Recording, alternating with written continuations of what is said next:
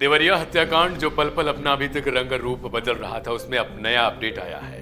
और नया अपडेट यह है कि प्रेम यादव के घर पर बुलडोजर एक्शन की पूरी तैयारी कर ली गई है। जी हां, ये बड़ी खबर कल देर रात आई जब प्रशासन की टीम मौके पर पहुंची और उन्होंने पहले से जो नाप जोख कर रखा था उसके मुताबिक अभी तक प्रेम यादव ने सरकार के 0.006 एकड़, यानी अगर यूपी के हिसाब से हम इसे विश्वा में कन्वर्ट करेंगे तो 0.01 विश्वासनिक जो है वो कब्जा कर रखा था जमीन पर, यानी अतिक्रमण कर रखा था।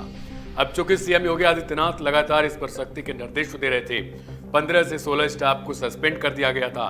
इनमें एसडीएम, सीओ और सिपाही तक और लेखपाल तक की टीमें मौजूद थी। इसके अलावा जो घास गिरी थी वो जो पुराने अधिकारी थे उन पर भी गिरी थी, उनके खिलाफ भी सीएम योगी आदित्यनाथ ने एफआईआर के निर्देश दिए थे। लेकिन अब जो मांग उठ रही थी लगातार कि एक्शन क्यों नहीं हो रहा है, तो उसमें यह एक्शन लिया गया है कि प्रेम यादव जो मृतक हैं उनके घर पर अब बुलडोजर एक्शन होगा, या तो प्रशासन ने उनके लिए जो दूसरा दरवाजा खोला है वो ये है कि 31,600 कुछ रुपए वो उनको जमा करने होंगे। अगर वो जमा कर देते हैं तो जो अतिक्रमण था उसे कानूनी तौर पर मान लिया जाएगा, क्योंकि अब आगे की कार्रवाई लगातार तूल पकड़ रही थी, मांग उठ रही थी कि आखिर ऐसे लोगों पर एक्शन क्यों नहीं हो रहा है। लेकिन सबसे बड़ा सवाल, जो प्रशासन की टीम अभी तक इसमें हिलावाली कर रही थी, जो कोर्ट के चक्कर इन लोगों को काटने पड़ रहे थे, उसके बाद भी इसमें इतनी बड़ी वारदात कैसे हो जाती है, इसका जवाब कोई नहीं दे रहा है। सारे लोग केवल बुलडोजर एक्शन को लेकर यह छिपाने की कोशिश कर रहे हैं कि जो हत्याकांड हुआ है उसमें इन्हीं दोनों की गलती है, यानी सत्यप्रकाश दुबे और प्रेम की। लेकिन सबसे बड़ी गलती जो मानी जा रही है वो ये है कि प्रशासन अगर सचेत रहा होता तो आखिर ऐसा कांड क्यों होता।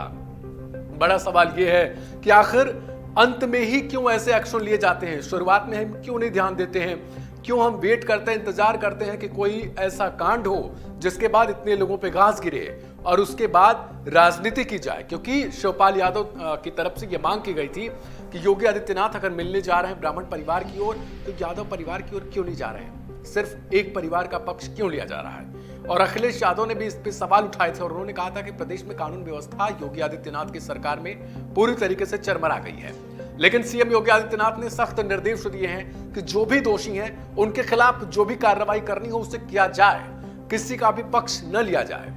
लेकिन अभी तक जो फुटेज जारी हुआ है, कल देर रात फुटेज भी एक आया था एक वेबसाइट के मुताबिक, जो दुबे परिवार था वो काफी गरीब था। वो जो तस्वीर जारी की गई है उसमें दिखाया गया है कि जो लोग थे उनको ईंटों से कूच दिया गया था।